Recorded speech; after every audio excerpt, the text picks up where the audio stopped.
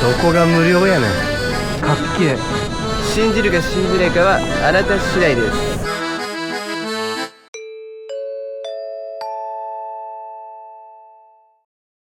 はい、皆さんこんにちは。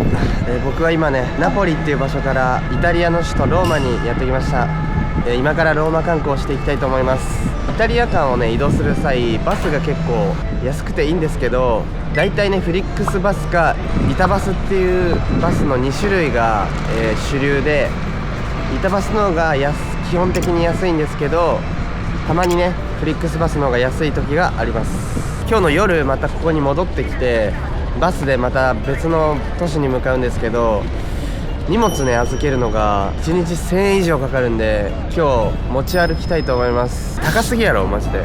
はい、で喉の調子も結構悪いんですけど、頑張って観光していきたいと思います。ニキビもすごいし、めちゃくちゃ面白い人いました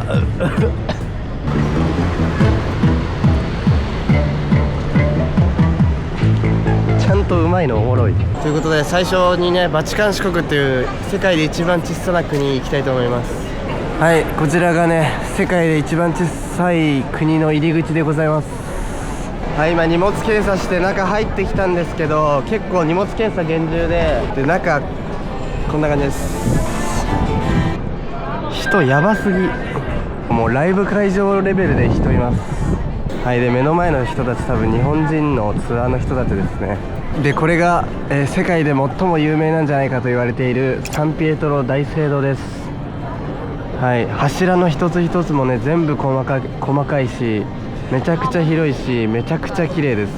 でこの大聖堂は、かの有名なミケランジェロさんが、70歳の時にね設計したらしいです。はい、でこのカラフルな人、実は警官でですね、この警官めちゃくちゃエリート警官で、採用条件がめちゃくちゃ厳しいらしくて、スイス国籍のカトリック信者であるっていうことと、19歳から30歳まで、あと身長が174センチ以上、軍務経験あり、独身じゃないとなれないみたいです。この変なピエロみたいな人はですね、ローマ法王のボディーガードとして実際に武装訓練を受けた人なんで、マジでこの見た目ですごい人です。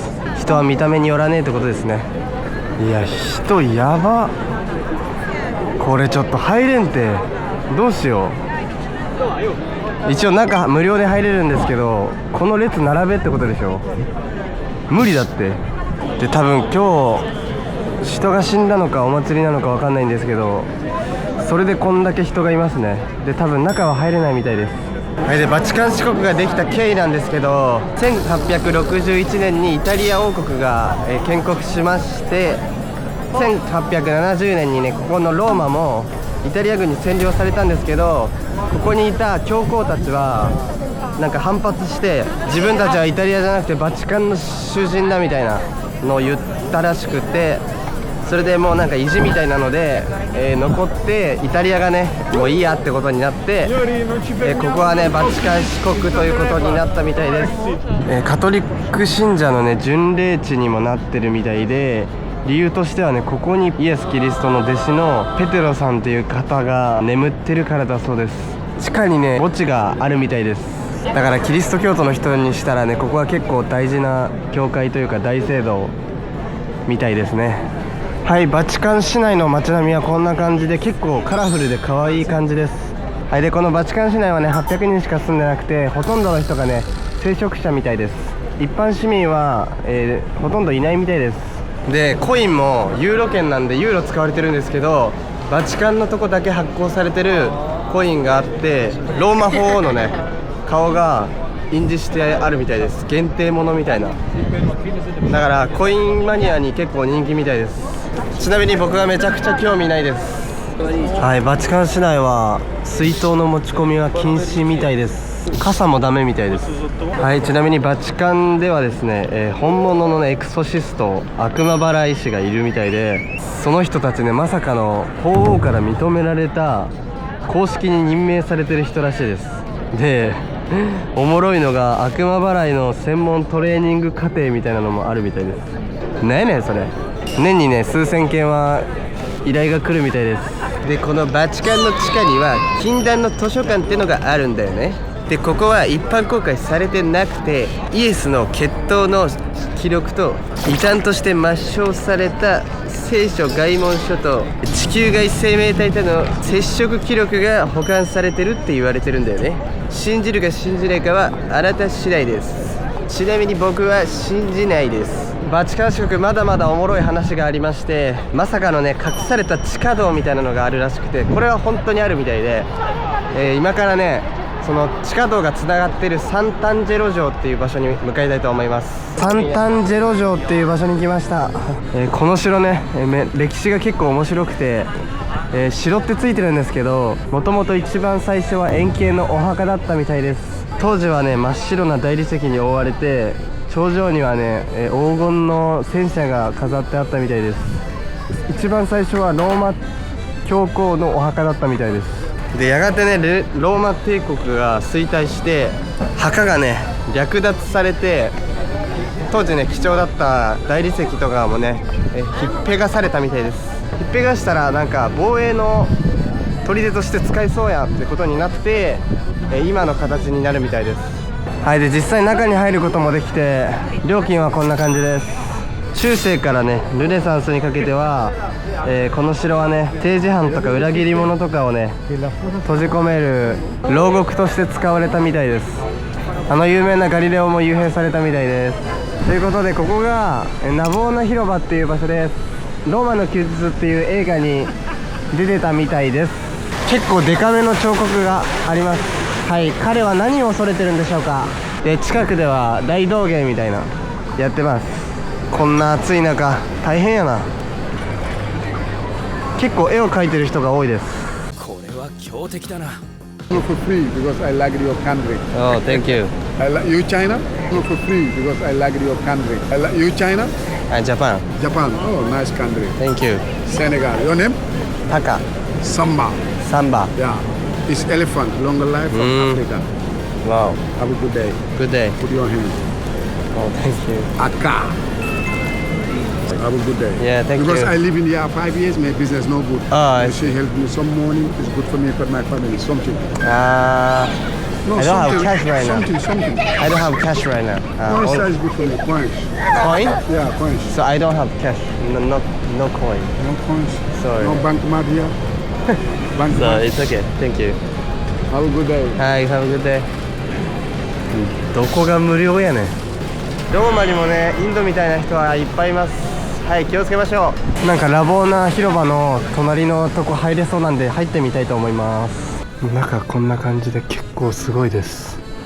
天井にサイゼリヤでしか見たことない絵が飾ってあります。側面もサイゼリヤですね。わーいってしてます。はい、ナボーナ広場の隣にまたちっちゃい噴水みたいなのがあって、ここは完全にふざけてます。で旗は完全にね自我があります。位置もうちょっとあっただろうっていう位置してますね。もうちょっと上だろうだとしたら。はい、ということで今ナボーナ広場行ってきたんですけど、客引きがしつこいです。以上です。ローマはですねカルボナーラ発祥の街で、ちょっとねお店で食べたかったんですけど、味想像できるんで、どんだけ美味しくても想像を上回ってくることはないだろうなということで、貧乏バックパッカーはですね、はい、スーパーでピザ買ったのでピザ食べます。はい、このでかさで 1.2 です。まあいいでしょう。チーズが欲しい。でもパンふわふわで美味しいです。とりあえずこれ食べて、また別の観光地に向かいます。はい、続いてパンテオンっていう場所に来ました。韓国人みたいな名前なんですけど、一応神殿です。はい、でこれ2000年前のものがね今もそのまま残ってます。やばすぎ。もう人はどこも多いわ。はい、服装こんな感じで、タンクトップ兄さんはダメですよって感じです。半ズボンもダメなのかな。だから並びますか。はい、料金こんな感じで、18歳から25歳までが2ユーロで、25歳以上が5ユーロで、18歳以下が無料です。はい、でオンラインで買えるんですけど、僕買えなかったんで現地で買います。ということで中こんな感じです。はい、で穴開いてるのは光入れるための穴らしくて、雨降った時は当たり前ですけど水が入ってくるんですけど、床がねちょっと斜めになってて排水されるようになってるみたいです。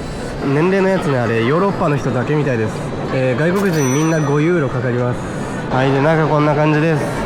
結構思ってたより狭いです。でこのドーム状になってるんですけど、現代のねコンクリート技術をもってしても、完全再現は不可能とのことです。作り方とか謎に満ちてるらしいです。こんな狭さで5ユーロ取られるのマジ？そして人が多すぎる。ゴミのようだ。はい、ということで今パンテオン行ってきたんですけど、行く価値ないです。5ユーロあったらジェラートね3つぐらい食べれるんで、皆さんはジェラートを買いましょう。続いてこのよくわからない多分無料の場所行ってみたいと思います。ちょっと有料な気がしなくもないけれども無料ですただ中身はこれです。なんかこれが有名らしいです。はい、よくわかんないです。はい、続きましてトレビの泉にやってきました。マジどこ行っても人多すぎやろ。ここで手を向けて右手でコインを投げるとまたねローマに戻ってこれるみたいな迷信があるみたいです。1日に取れるコインの量3000ユーロらしいです。中古車1台買えます。なんで、1ヶ月でね、フェラーリが買えます。やばすぎる。はい、ちなみにコインをね投げる習慣は1954年の終着駅っていう映画がきっかけらしいです。綺麗っちゃ綺麗です。ただ本当に人が多い。はい、続いてフォロロマーノという場所にやってきました。いやちょっとねここ一帯が古代ローマの跡地みたいな、王族とか、市民とかが生活してた場所がそのまま残ってるという感じになります。戦車みたいなのかっこいいっすね。あれがね古代の戦車です。かっこいいな。いやーなんかねタイムスリップしたかのような感覚になりますマジで。はい、こっちすごいです。結構まんま残ってますね。あっちめちゃくちゃ人いるけど何なんだろう。一応ね下の人みたいに中に入ることはできます。確かねコロッセオと共通チケットで値段こんな感じです。僕は高いんで入れないです。はい、ということでイタリアといえばのついにコロッセオに到着しました。思ってたよりでかいですね。はい、でコロッセオの名前の由来なんですけど、当時近くにネロ皇帝のでっかいね銅像があったみたいで、それの近くの超巨大なやつっていう意味を込めて、イタリア語でコロッセオは、超でかいやつっていう意味らしいです。どういうこと？ちなみに収容人数は5万から8万ぐらいで、ライオンとかと人を戦わせて楽しんでたみたいです。でなんとね地下水を持ってきて海鮮みたいなこともしてたみたいです。めちゃくちゃおもろいやん。今崩れちゃってるんですけど、上の部分が当時は大きい布が張られて日陰ができて雨風がしのげてたみたいです。その布も機械みたいな使って人がくるくる滑車みたいなの回して半自動で使ってたみたいです。すごくない？で意外と死者はいないそうです。1割ぐらいしか死んでないみたいです。で選手たちもねスポンサーがついて結構特別待遇だったみたいです。いやちょっとね見てみたかったけどね、ライオンと戦う選手たちを。次にね真実の口っていう観光名所来たんですけど、人やばすぎマジ。あれこう並んでてその後またこう折り返してますからね。でここねローマの休日で有名になったっていうだけです。中のこの口開けたやつなんですけど、作られた理由とかまだ分かってないみたいで、扉の飾り説が有能らしいです。それにこんだけ並んでるってやばない？ちなみに嘘つくとあれ口が噛むみたいです。しょうもない。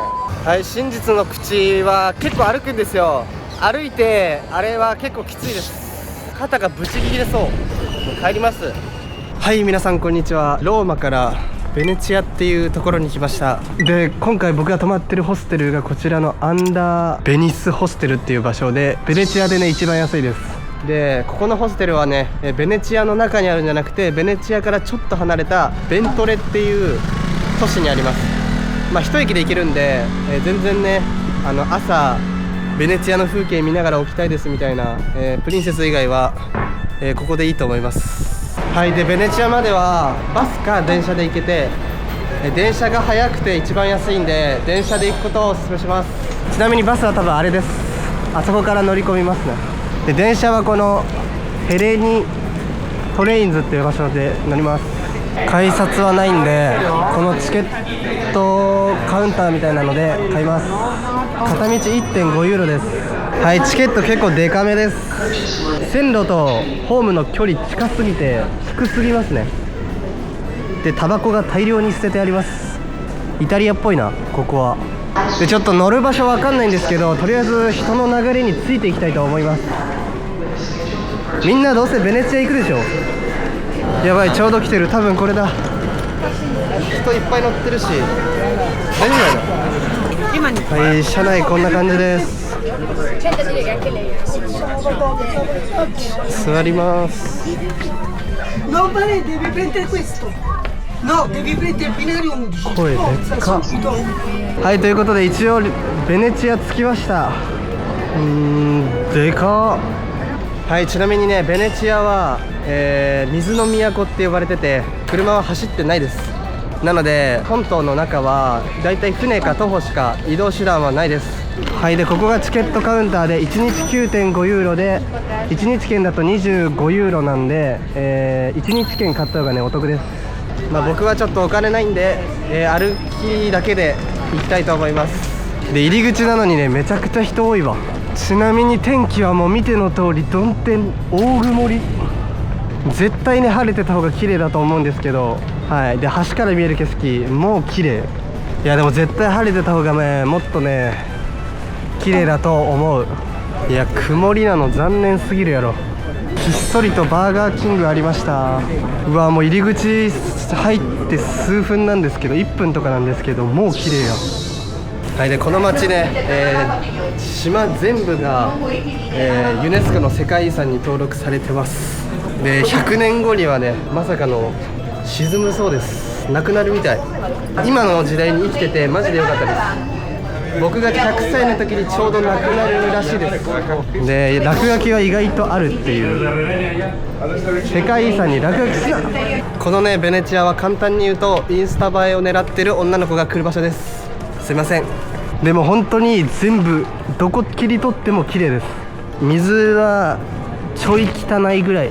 絶対見えないと思うんですけど魚いました。意外ですね。匂いは全然しないです。海っぽくない。おー、あれがゴンドラっすね。めっちゃ豪華やな。貴族の遊びや。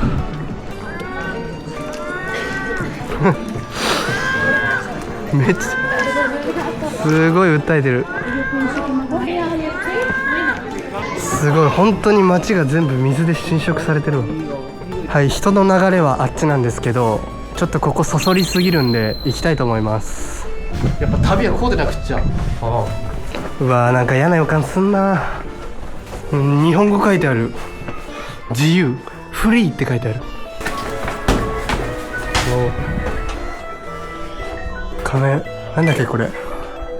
うわデカめの広場出ましたね。すげえ世界遺産でサッカーしてやがる。歩いてたら教会を発見しました。中には入れないです。でこれ Google マップで調べたらサンタマリアグロリオーザデイ点々点ってなっててね、名前全部表示されてないっていう。どういうことやねん。入れんじゃん。行くしかない。中すごい結構広いです。この先へは行けないのかな。行けないみたい。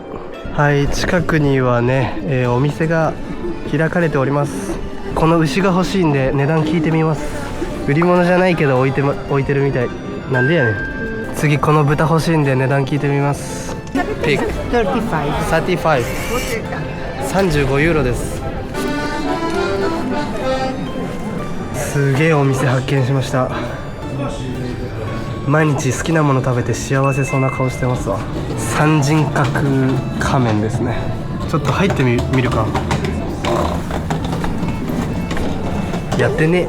あ、意外と ATM とかもあります。うわーなんかこういうとこで見る手袋おしゃれに見えるんだよな。すごい仮面屋さんがありました。すげえ。うわかっこいいな。はい、結構街の至る所に仮面屋さんあるんですけど、これはね、2月に行われるベネチアカーニバルっていうお祭りの時にね、みんながかぶる仮面らしいです。海沿いには、結構レストランがあって、はい、僕はこんなおしゃれなレストランに行く勇気はございません。ここがかの有名なリアルト橋っていう橋です。ベネチアで最古の橋らしいです。本当？めちゃくちゃ綺麗だけど。はい、ということで橋の上から見る景色こちらです。いや、めっちゃ綺麗だけど絶対晴れてたらもっと綺麗なんだよな。悔しい。はい、でこの橋は愛の誓いスポットらしいです。伝える人いないんだけど好きです。はい、今ちょっと広場っぽいとこ来たんですけど、なんか銅像がありまして、あのカモメは絶対ね自我があります。ここも多分教会なんでとりあえず入ってみます。うわー、でっか。うわ、なんかくっせ。なんだ、なんか焼けた匂いみたいなのします。めちゃくちゃ煙い。側面の像なんですけど、これは完全に感じているように見えるのは僕だけでしょうか。これがね、ベネチア名物のゴンドラってやつですね。当日予約だと、90ユーロから110ユーロまでですね。マジで水の都って感じでかっけえ。ちなみになんかドブみたいな匂いします。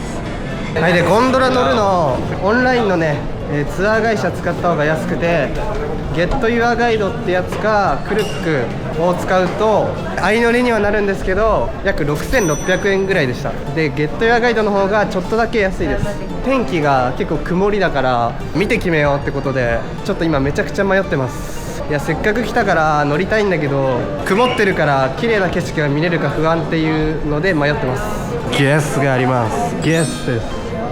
はい、仮面も6ユーロから売ってます。こんな感じです。これいいじゃん。あかん、なんかちょっと欲しくなってきた。意外と安いかも。これピアスとネックレスで3ユーロです。意外と安くない？絶対いらないけどなんか欲しいんだよな。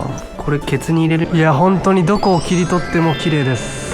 でゴンドラの運転手はですね、まさかの国家資格です。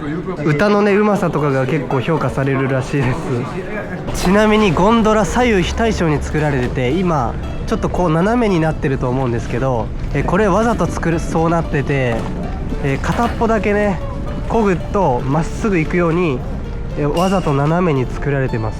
続いてサンマルコ広場にやってきました。もうとにかく広いで、めちゃくちゃ人多いわ。イタリアはもうどこも人が多い。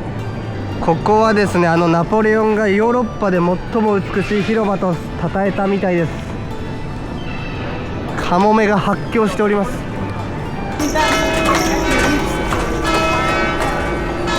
2時のお知らせでございます。はい、すごいね素敵な演奏してるんですけど、その上はねカモメのうんこまみれです。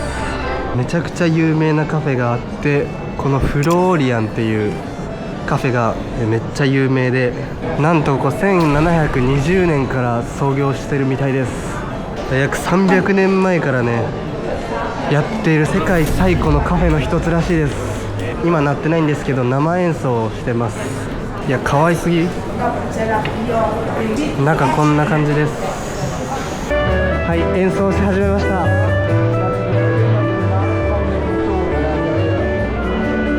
いや、ちゃんとうまいんだよな。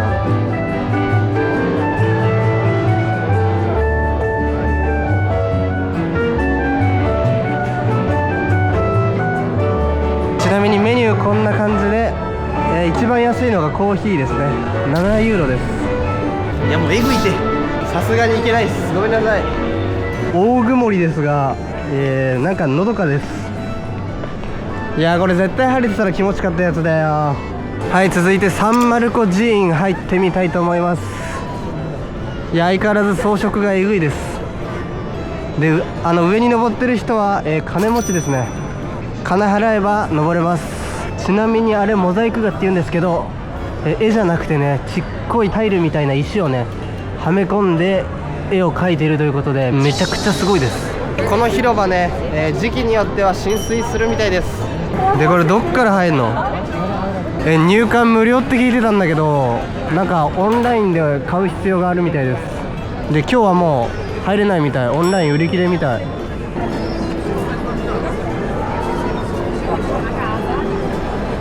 パスタ食べたい。ここ餌が落ちてるからかすごいです。カモメめちゃくちゃ喧嘩してる。ちょっと雨降ってきたわ。めちゃくちゃ降ってきたわ。やば。あれがさっき言ったサンマルコ寺院なんですけど、隣にあるのがねドゥカーレ宮殿っていう宮殿で、中に入るのはね料金がかかります。料金はこんな感じです。でこのドゥカーレ宮殿はね、ベネチア共和国の総督の館だったみたいで、内部にはね豪華な装飾がしてあるみたいです。まあそれを見れるって感じですね。ちなみに中には裁判所があって、今からね見に行くため池橋っていう場所とつながってます。可愛いです。でこの左にあるのがドゥカーレ宮殿で、真ん中のやつがため池橋です。はい。でため池橋の由来はこっちの裁判所で判決下って罪人になった人がこっちのね、牢獄に行く時に最後のシャバの空気を吸いながらため息をついたことからため池橋と呼ばれております。はい。続いてよくわからん庭園にやってまいりました。マジで誰もいないです。これ誰用の何用のなんだ。日本の松もございます。はい。トゲトゲのなんかがありました。何のために作られたかは不明です。続いてカラフルなパンダがありました。これは可愛いから作りました。はい。またよくわからない公園来て、めちゃくちゃ吠えられてるわ。はい。雨ザーザー降ってきましたわ。もうやべえですわ。最悪ですわ。めっちゃ霧ですわ。はい。雨の日のゴンドラは多分あんな感じです。最悪やろマジで。映えもクソもないですね。いや今回は撮んなくていいかな。うわ事故ってる事故ってる。もうやまない雨。 Here the point is for us is more important the taste. I like it. Okay. 予想通りねビーガンでした。はい。でねかわいそうなビデオを見せさせられてね、どう思いますかみたいな。肉好きなんでって言っときました。食べないのは勝手だと思うんですけど、強要してくるのは違うと思います。喋ってきた女の人多分体調悪そうだったし、はい。絶対肉食べた方がいい。はい。おしゃれなチョコレートショップもございます。落ちたやつがちょっと飛び散ってね汚ねえのがまたいいですね。サッカーのユニフォームショップもありました。誰が買うねん。次この船乗ってみます。目的地に行くかわからないっていう悲しさがあります。いや夜のベネチアもいいな。いや最悪なんだけど。なんか今チケットなしで乗ったから50ユーロ払えって言われてます。そんなことある？ Can you write your name? いやもうガチ最悪なんだけど、罰金50ユーロらしい。いやー分かりづらすぎるってチケットカウンター。なんかああいう感じの細いとこから入ったんだけど、チケットカウンター見えなかったけどな。もう雨降るしさ、罰金取られるしさ。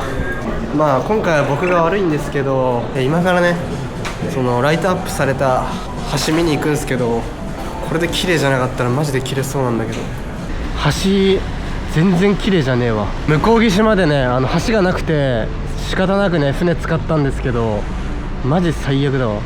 夜のベネチアこんな感じです。